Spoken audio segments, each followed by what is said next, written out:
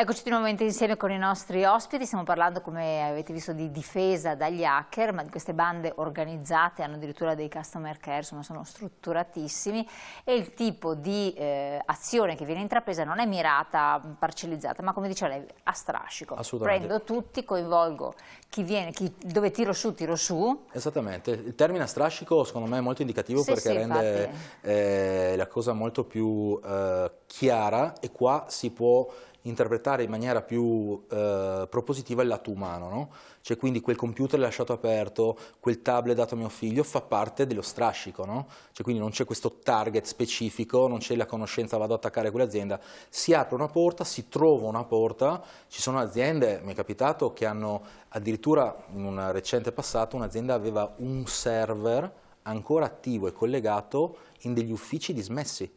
Cioè loro non erano neanche più in quell'ufficio e questo server continuava a lavorare fornendo, diciamo, informazioni, seppur vecchie, a tutto quello che è il dark web. Faccio un esempio pratico, do subito un consiglio. Vada sugli esempi pratici. Un consiglio diretto. Quando a noi pesa fare l'aggiornamento, okay, quando noi...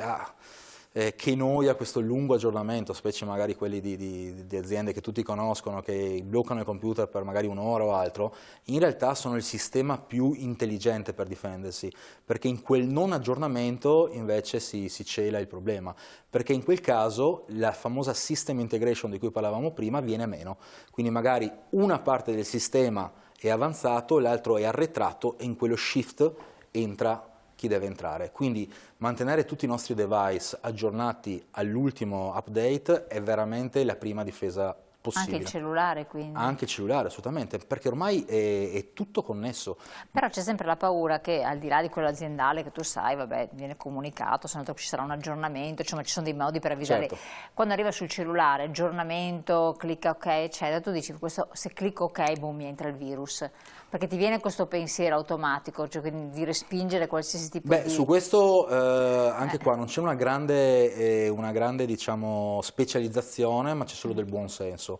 Mi è capitato di recente un cliente che ha perso veramente un sacco di soldi, ma proprio un sacco di soldi, parliamo di parecchi zeri, perché la segretaria continuava a inviare questi bonifici a questo ipotetico capo, che era in vacanza, che continuava a mandargli queste email, ti prego mandami 8.000, mandami 10.000, mandami 15.000, in realtà bastava semplicemente guardare l'indirizzo di invio.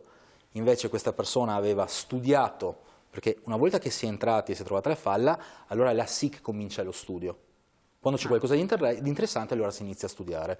Quindi diciamo i fanti vanno a strascico. Quando si trova qualcosa iniziano ad arrivare gli specialisti, in quel caso sì.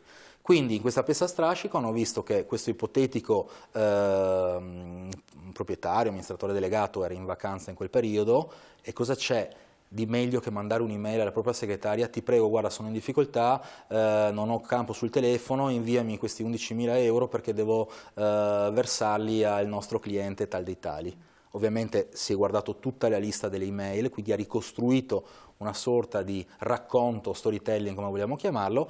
La segretaria in piena agitazione: o faccio sta cosa o il mio capo dopo si arrabbia. In realtà la soluzione era il buon senso, vedere che quelle email ZVG 2250 evidentemente non era quella del capo. Quindi un doppio controllo, quello che ormai iniziano a fare anche le banche, no? la doppia certificazione, mettiamola così, è fondamentale. L'update è assolutamente genuino quando si verifica un secondo.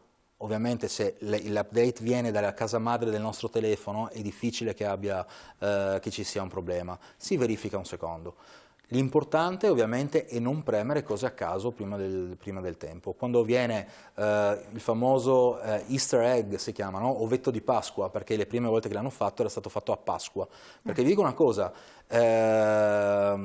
strascico ma comunque con dovizia, nel senso che il 78% degli attacchi avvengono ad azienda chiusa o durante le feste, per questo il famoso Easter egg sì, perché ovviamente perché il ladro deve rischiare, viene come esattamente simulazione della vita reale, viene quando non c'è nessuno a casa ovviamente. Chiaro. E soprattutto aggiungo una cosa che è molto importante: togliamoci dalla testa l'annunciazione del furto avvenuto, noi potremmo addirittura non saperlo mai.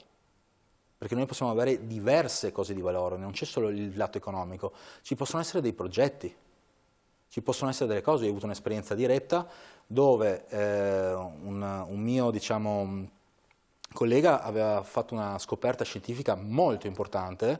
Nell'arco di 2 o 3 settimane questa scoperta scientifica era stata pubblicata da un'università giapponese. Mamma mia. E là è assolutamente impossibile recuperare il percorso. Non è detto neanche che la persona in Giappone sia colpevole, magari ha trovato questa ricerca e ne ha approfittato, non è detto che l'abbia rubata.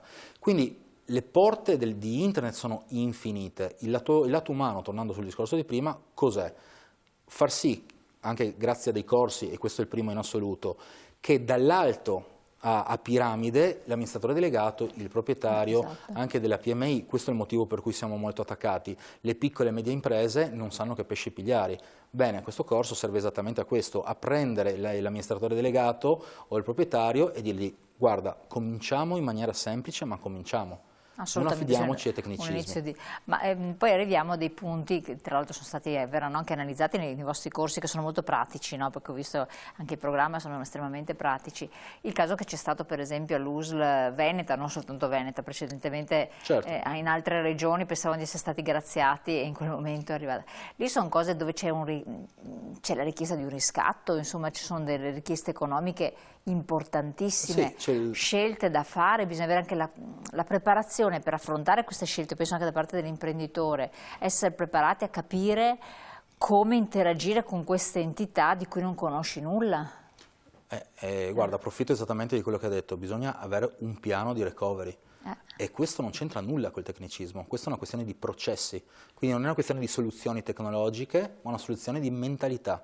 Quindi, per assurdo, oggi quello che mi piacerebbe passarvi è come appunto il lato umano di processi, di informazione e di conoscenza del problema sia quasi più importante del lato tecnico, perché il lato tecnico deve essere proprio l'ultimo baluardo, perché prima ci vuole un dipendente informato, ci vuole un amministratore delegato pronto, un amministratore delegato che parli di cyber by design. Infatti noi abbiamo preso questi esempi pratici per fare un po' breccia, non per altri motivi, perché noi potremmo metterci a fare delle lezioni di 4 ore super verticali dove spieghiamo tutti ma poco arriva. Invece con degli esempi pratici, ovviamente le informazioni sono quelle che noi abbiamo a disposizione come tutti voi, non sono informazioni speciali, però mettendoli insieme un po' il percorso si conosce, si capisce quello che è. Beh, insomma, girandoci attorno alla fine il problema è sempre lo stesso, l'errore umano.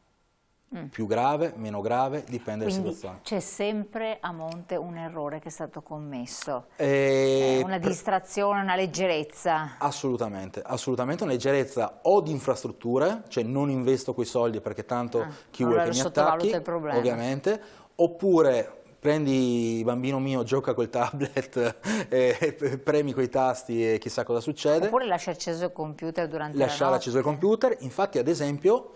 altra banalità pazzesca, solo chiudere e riaccendere i nostri device una volta al giorno vuol dire già tagliare l'energia a questi hacker. Se noi invece li lasciamo là infinito, ma l'ho fatto anch'io per anni, no? Lasciare il computer acceso all'infinito che vada, e quella è una porta aperta continua. Chiudere il telefono una volta al giorno potrebbe già essere un piccolo step. Ah, addirittura il telefono? Sì, assolutamente. E ormai non distinguiamo più tra destro e telefono. Le nostre applicazioni... Beh, diciamo una cosa chiara, il 98% delle prime interazioni che noi abbiamo con un prodotto, il 98%, quindi non 70, 20, 30, sono attraverso lo smartphone, 98%. Quindi vuol dire che la prima difesa nasce sul telefonino. Infatti ormai si parla molto di intelligenza artificiale, perché l'intelligenza artificiale e il machine learning insieme permettono di capire le attività dell'utente, impararle, e quando c'è qualcosa di anomalo gridare all'allarme, quando c'è qualcosa di anomalo, perché ormai il tu devi fare questo perché se no succede qualcosa non è più valido, perché sono talmente tanti variabili che è impossibile come gestire. ci viene, diciamo così, profilato il prodotto offerto, il servizio. Assolutamente. Io resto veramente basita perché anche in macchina, senso che anche la macchina ormai è tecnologica. Cioè, a volte tu dici delle parole e la macchina cioè il computer che ti risponde, o il cellulare che dice non ho capito, ripeti. Certo, non sto parlando per conto mio, cioè, questo vuol dire che ti sta ascoltando in quel momento lì. Assolutamente, E tu non ne sei consapevole, tu puoi spegnere tutti i tasti del mondo, però quindi ha tanti di quei dati sulla tua vita privata, che è una cosa indescrivibile. A questo punto può essere fatta questa invasione, no? Questo hackeraggio. Certo. Quali sono le ripercussioni che si possono avere? E quindi spiegare i pericoli che si corrono. Le ripercussioni sono infinite e secondo me la prima che vorrei porre sul tavolo è territoriale. Perché un attacco cyber blocca un'azienda e blocca la sua produttività. Dobbiamo un po' smettere di pensare solo al riscatto. Un'azienda ferma con 500 dipendenti può avere dei buchi pazzeschi. Vuol dire lasciare delle famiglie a casa, famiglie di 2, 3, 4, 5 persone. Quando un'azienda non recupera i dati, rischia di cosa perdere in primis? I soldi? No, la reputazione. La reputazione cos'è? Quella cosa che si fa in 50 anni di sudore e si perde in 35 secondi. Ecco, quando io cerco di spiegare la cyber alle PMI, dico questo. Quanti anni avete messo di fatica sui vostri tavoli, di sacrifici e di rinunce, per perderli cosa? In un click di un vostro dipendente, in un click. Assolutamente sì. Come studiate anche i comportamenti da tenere, come io dicevo, in caso di riscatto, perché è un po' come il riscatto quando c'è rapimenti, no? Ci sono delle procedure che venivano, dei protocolli da adottare che la persona non poteva sapere, che le forze dell'ordine davano per poter agire psicologicamente su coloro che erano gli artefici di questo rapimento. Certo. Lo stesso immagino con gli hacker, oppure è tutta una cosa più... Sì, la frase più banale in assoluto, quella che vale sempre, è prevenire è meglio che curare. Più siamo preparati prima, meno dovremmo esporci col riscatto. Cioè, se noi abbiamo fatto tutto quello che dovevamo fare, mitigando i dati, avendo delle copie dei nostri dati sicure e non attaccabili, avendo sistemato dei processi di disaster recovery efficienti. Quindi ancora una volta siamo un po' lontani dal tecnicismo tecnologico, ma siamo più a un livello di processi, la chiamano awareness, no? Quindi se noi riusciamo ad applicare queste cose, i danni, ve lo posso assicurare, possono essere quasi minimi. Nel senso che da un attacco serio uscire illesi è difficile, però ridurli a un grosso mal di testa di qualche ora è assolutamente possibile. C'è questa consapevolezza, secondo lei, si è raggiunta da parte dell'azienda, che dopo quello che è successo, poi tante aziende sono state colpite, il caso che voi avete messo appunto dell'USL, che è stato eclatante, perché si sono persi profili, diciamo così, sanitari delle persone, niente po' di meno che, cioè, ricostruirli credo che sia una cosa... Sì, poi voglio dire su questo, Pietro, credo che rientrare poi in possesso di quei dati non sia nemmeno mai l'accortezza, la precisione, ma soprattutto la garanzia, perché insomma, riceviamo tutti, credo, da queste mail fittizie. Beh, posso dire una cosa molto, scusa se interrompo, una cosa abbastanza triste: in Germania ci sono state anche delle vittime a riguardo. Nel senso, sì, mancanza di dati a livello medico, adesso il caso nello specifico non lo conosco, ma è un caso abbastanza eclatante e non sono riusciti a intervenire in tempo su determinati pazienti. Quindi, ma è una cosa, se posso dire una cosa un po' forte e un po' scontata come cosa, cioè tutto ciò che è connesso a una rete è passibile di un attacco. E adesso cosa non è connesso a una rete? Non voglio generare panico, ma un aereo è connesso alla rete, i nostri treni sono connessi alla rete, le nostre città sono connesse alla rete.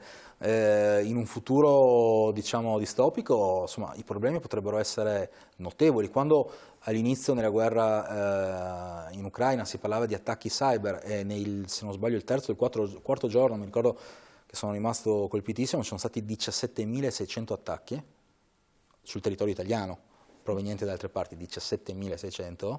Cioè io ho avuto gli incubi peggiori di tutti i film di fantascienza che vedevo quando ero piccino, insomma. Cioè tutto ciò che è connesso è passibile. Cioè siamo connessi tutti. Esatto. E poi diciamo, a mio avviso, c'è anche un tema per la quale spesso riceviamo la mail, paga questo riscatto, magari l'utente dall'altra parte disperato paga il riscatto, ma in realtà non è affatto detto che quei dati, correggimi se sbaglio, non vengano poi rivenduti a terzi o non siano prelevati magari da altre fonti, perché poi nel dark web, voglio dire... È tutto lecito. tutto è lecito, tutto è possibile, sappiamo che insomma circola di tutto. Per cui, tornando al tema della consapevolezza, guardi, le faccio un esempio lampante. Quando Pietro e il suo staff sono venuti da noi in Fore, ma comunque insomma siamo parte di Confindustria, delle associazioni industriali, e ci hanno raccontato un po' queste metodologie, abbiamo detto ma sì, tutto sommato sono cose che magari interessano ad altri. Insomma, in qualche click mi hanno fatto vedere come noi in quel momento stessimo subendo qualcosa come una quindicina di attacchi. Voglio dire, quindi questo ci fa capire, no, come in realtà... proprio avete... Subito. Si chiama Cyber Exposure Index, sono dei sistemi avanzati ma allo stesso tempo semplici, in un certo senso, richiedono molto studio ma di facile attuazione, dove in pochissimo tempo dico tu quali sono le tue password esposte, dico l'azienda dice quali sono le tue password esposte, le tue email esposte, i tuoi account diciamo deboli, quelli completamente persi e sono account che però continuano a essere utilizzati come se niente fosse, con il sorriso, sempre con quel famoso claim cosa vuoi che facciano dei miei dati. Dei nostri nulla, ma di quelli della nostra azienda parecchio. Quindi ci hanno fatto la radiografia completa, ne siamo usciti con le ossa rotte e abbiamo detto, beh, effettivamente bisogna un po' entrare... ne siete usciti con le ossa rotte. Sì, siamo stati un ottimo campione di piccola e media impresa, assolutamente rappresentativa da questo punto di vista. E non ve ne eravate consapevoli? Noi poi, la prima cosa, appunto, come direzione ho intercettato il nostro IT manager, per la quale lui era consapevole di una serie di cose, ma poi proprio per la vastità del tema di cybersicurezza, il sistemista, diciamo, l'IT manager, il programmatore, non sempre, come diceva Pietro all'inizio, è esperto poi del tema cyber, certo. Anche perché una cosa che ho imparato anch'io, diciamo, frequentando questi percorsi, è che è una dinamica informatica molto particolare, nel senso che la cyber security, essendo appunto una guerra all'avanguardia, si parla di cyberattacchi, di difesa, di prevenzione, insomma, è un gergo molto militaresco, se vogliamo, ma proprio come avviene in campo militare si mettono in pratica le tecnologie più all'avanguardia, per cui mentre nell'informatica imparo un linguaggio di programmazione e lo metto da parte, ecco, in tema di cyber security non è così, nel senso che nell'arco di 6 mesi devo riqualificare le mie competenze, devo avere nuove skills, devo imparare, diciamo così, nuovi progetti, nuove dinamiche, tant'è che anche nell'attività parallela che facciamo a questo percorso, soprattutto per figure magari un po' più giovani che entrano nel mondo del lavoro, noi siamo anche all'interno di un ITS, che sono questi istituti tecnici superiori, sì, diciamo. Specializzazioni professionali. Esattamente, insomma, ne abbiamo di attivi molto floridi, tra l'altro in collaborazione anche con Corvallis, sempre di Cyber Security Manager. Beh, lì ad esempio le nozioni principali, l'abilità, le skills fondamentali, prima di imparare la parte tecnica è appunto l'approccio mentale, il mindset, l'approccio ai problemi, il pensiero critico, il saper individuare soluzioni che, diciamo così, valgono trasversalmente indipendentemente dalla cyber. Però questo, ad esempio, è evidentemente un elemento fondante su cui poi andare a lavorare anche in ambito di competenza tecnica. Assolutamente. Questi nei corsi, nella fattispecie, però sono casi reali, hanno coinvolto, come dicevo, la nostra regione, la regione Lazio, delle aziende molto grosse, certo. Fanno scuola ormai, quindi per fortuna, dico per fortuna perché vuol dire che sono passati. Sì, i dati sono a disposizione. Esatto, infatti. Che cosa si è verificato lì, nella fattispecie? Parliamo del Lazio, anziché di...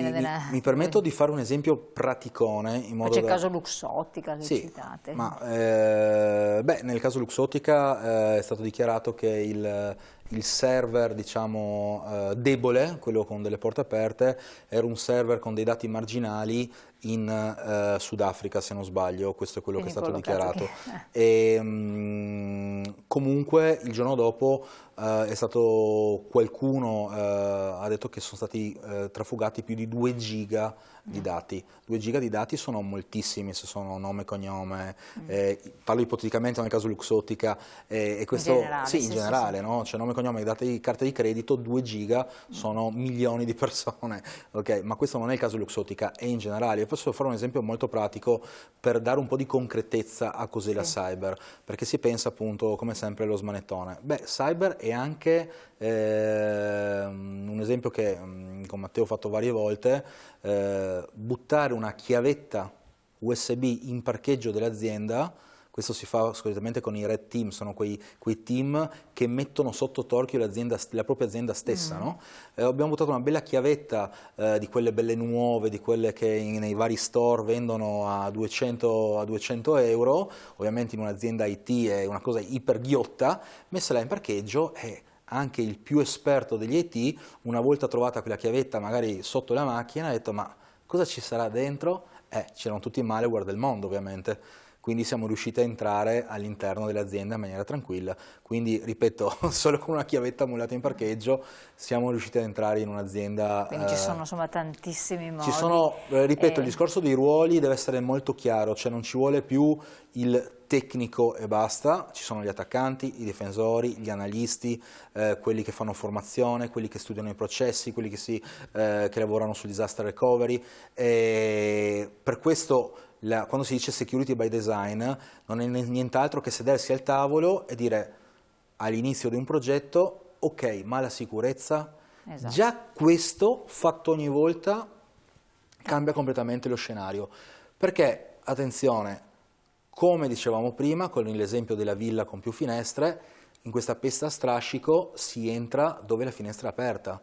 Se le finestre sono chiuse, perché devo sprecare energie? Vado dove le finestre sono aperte. E quindi attenzione. Quindi io sono abbastanza ottimista, nel senso che una volta presa consapevolezza, le soluzioni sono decine, appunto ormai con il machine learning e l'intelligenza artificiale è abbastanza intuitiva anche l'applicazione di queste tecnologie. Una volta per esempio bisognava fermare un'azienda per giorni e giorni, grande paura dei capi d'azienda, sì ok devo fare sta cosa, adesso mi tocca fermare l'azienda per settimane. Adesso invece no, ci sono delle soluzioni abbastanza performanti che si applicano in maniera seamless. Seamless vuol dire senza che l'azienda neanche se ne accorga praticamente. Cominciano subito a macinare dati, a imparare il comportamento dei singoli dipendenti che sono un po' l'anello debole e sono pronti per intervenire autonomamente quando c'è da intervenire. Quindi vi prego, consapevolezza come prima cosa. Perfetto. E dopo passiamo alla strumentazione. Unite le due cose, diciamo che perché l'hacker deve spaccarsi la testa con noi, magari lo fa con qualcun altro più fragile, esatto. Esattamente. L'argomento è interessantissimo, richiederebbe diversi capitoli, il tempo a disposizione è volato letteralmente. Io vi ringrazio perché avete, spero, toccato delle leve importanti, sensibilizzato le persone, ma anche le persone che stanno a casa magari non hanno semplicemente un tablet per avere il proprio profilo sul social, quindi attenzione perché sono sempre dati sensibili, la propria vita, insomma avere qualcuno che ci curiosa dentro oppure che se ne appropria può essere con gravi ripercussioni. Per le aziende immaginiamo cosa può succedere. Allora, sperando che questi attacchi di hacker vengano controllati, se non altro, perché ci saranno sempre, noi intanto andiamo in pubblicità, ringraziamo i nostri ospiti di essere stati qui con noi, speriamo di fare altri approfondimenti, vi auguriamo buon lavoro perché a questo punto di lavoro ne avete anche più che abbondanza, mi sa. Sicuramente. Sì, veramente, allora grazie naturalmente al dottor Matteo Senigallia, direttore del Foremat e in bocca al lupo per questi corsi, e al dottor Pietro Orciolo che invece è Chief Digital Officer della Corvallis, che è un gruppo di aziende, abbiamo capito che si occupa di questa siamo il primo gruppo diciamo, di cyber security totalmente italiano e siamo molto orgogliosi di questo. Perfetto, grazie mille, voi telespettatori lascio la pubblicità, noi ci ritroviamo dopo, grazie.